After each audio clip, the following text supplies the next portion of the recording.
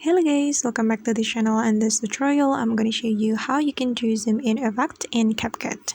Alright guys, here I have created a project in CapCut, and for example, we're going to do zoom in for this video. And on this tutorial, I'm going to show you how we can do zoom in effect with keyframe feature. So the first thing you have to do is clicking on the clip like this, and after that I'm going to put two keyframes on my clip. The first keyframe is right here, so just tap on this keyframe button. Then for the second keyframe, I'm going to put it right here.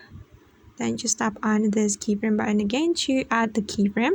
And for this second keyframe, I'm going to zoom in like this. We can use both of our fingers to zoom in. Okay. And now it's done, and let's just take a look at the result. So I'm gonna play the video.